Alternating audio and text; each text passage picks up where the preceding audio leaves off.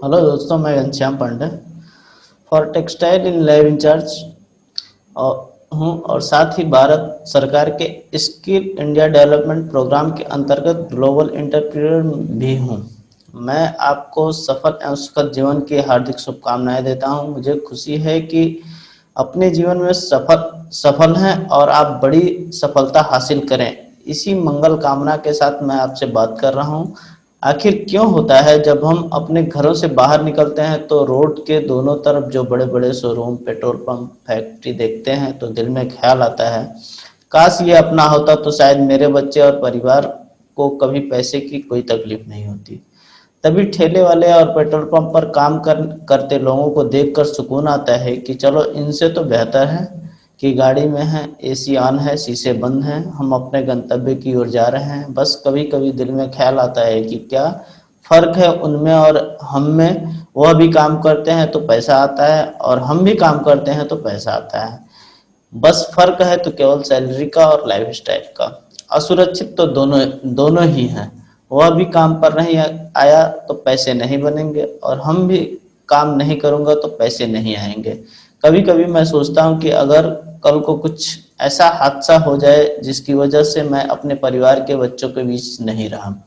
भगवान न करे जीवन में कभी ऐसा हो, लेकिन अगर ऐसा हुआ तो मेरे परिवार बच्चों का क्या होगा जिनकी खुशियां और सुरक्षा मुझसे हैं। फिर मैंने सोचा कि क्यों ना मैं कुछ ऐसा करूं जिससे यह सब चीज मेरे घर में किसी को न सोचना पड़े और मैं भी तनाव मुक्त होकर अपने जीवन का आनंद ले सकूं। तभी मैंने सोचा खुद का ऐसा बिजनेस होता जो किसी भी परिस्थिति में हमें फाइनेंशियल कमजोर ना करे। तभी घेर लेते हैं कुछ लोग chain marketing, membership, pyramid scheme, money circulation और चिट फंड का प्लान और बड़े सपने दिखाकर महंगे सामान देकर मेंबर जोड़ने को कहते हैं। कैसे समझाऊं उन्हें कि यह मेंबर बनाने का काम मेरे बस का नहीं है। मुझे पता है मेरे जीवन का वर्तमान और भविष्य की सारी खुशियां, सोशल रेपुटेशन, रिलेटिव, फ्रेंड्स, ये सब मुझसे छिन जाएंगे अगर मैं चैन मार्केटिंग करूंगा। इसलिए मैं इससे नफरत करता हूँ। रही बात अगर अपने लाइफ स्टाइल अपग्रेड करना अब रही बात अगर हम अपनी लाइफ स्टाइल अपग्रेड करना चाहते हैं या अपने फैमिली को ज़्यादा जीवन देना चाहते हैं, अच्छा जीवन देना चाहते हैं, तो आखिर क्या करें। इतने पैसे और वक्त हैं ही नहीं कि हम ट्रेडिशनल मार्केट में खुद को आजमा सकें और किसी बड़े ब्रांड की फ्रेंचाइजी परचेज कर लें। और फिर क्या करें। तो तभी मुझे एक प्लेटफॉर्म के बारे में पता चला जिसका नाम है ई कॉमर्स। मैंने इसका स्टडी किया कि आखिर यह ई कॉमर्स क्या है। कि मुझे पता चला कि जैसे फ्लिपकार्ट, अमेजन, स्नैपडील, ये सभी ई कॉमर्स बिजनेस हैं जो कि 100% लीगल हैं और कोरोना के इस मुश्किल घड़ी में भी इसके व्यापार घटने के बजाय बढ़े ही हैं।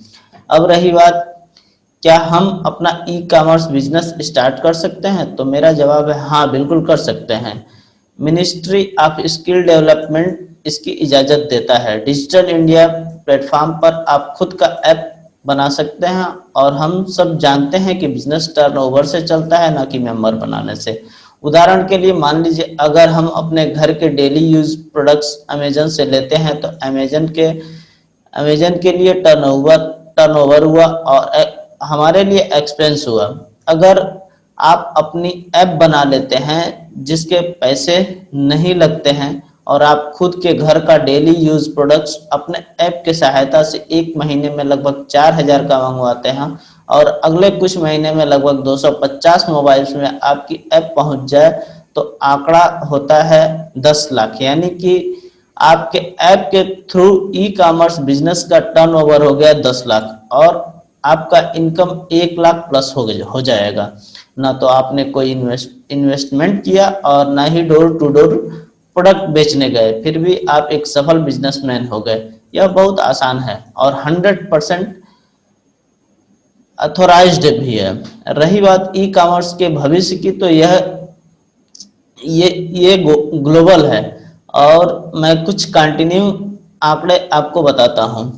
यूएसए 32 करोड़ पॉपुलेशन के साथ 2,12,550 करोड़ का टर्नओवर कर लेता है। चाइना 140 करोड़ पॉपुलेशन के साथ 1,77,450 करोड़ का टर्नओवर कर लेता है। जापान 12 करोड़ पॉपुलेशन के साथ 1,16,350 करोड़ का टर्नओवर कर लेता है। कोरिया 5 करोड़ पॉपुलेशन के साथ 94,250 करोड़ का टर्नओवर कर लेता है। जर्मनी 8 करोड़ पॉपुलेशन के साथ 55,250 करोड़ का टर्नओवर कर लेता है।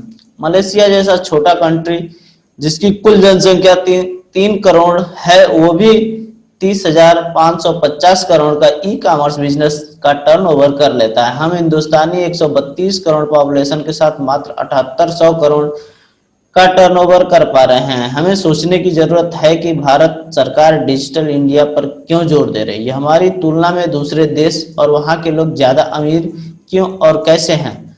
मैं आपसे कहीं भी पैसा लगाने की बात नहीं कर रहा हूं।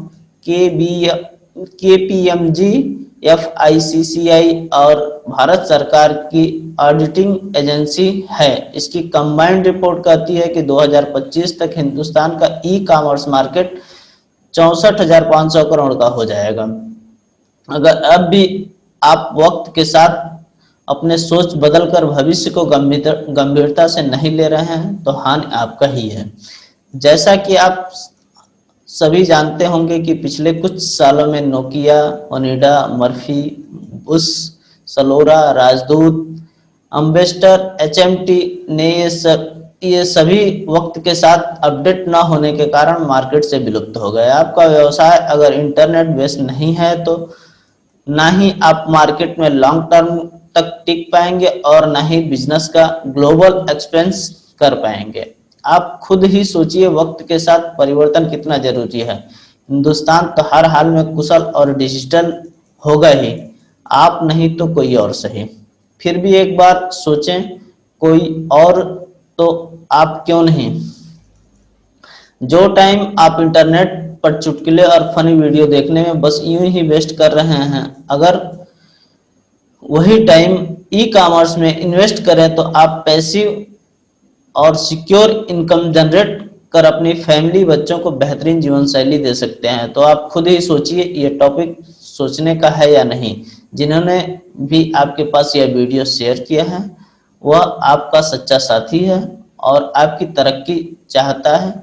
आप उनको कांटेक्ट कीजिए, वो आपको सोचने में आपकी सहायता करेंगे। ई कॉमर्स बिजनेस में आप अपना कैरियर बना सकते हैं। यकीन मानिए, घर में हाउसवाइफ हो या फिर खेत में काम करता किसान या फिर कोई भी प्रोफेशनल इंसान इस काम को आसानी से कर सकते हैं। आप देख रहे हैं कि मैं खुद स्लाइड देखकर बोल रहा हूं, यह बहुत आसान है। फिर भी हम आपके हित के लिए सदैव आपके साथ हैं। इसी विश्वास के साथ मैं आपसे विदा लेता हूं। Thank you so much.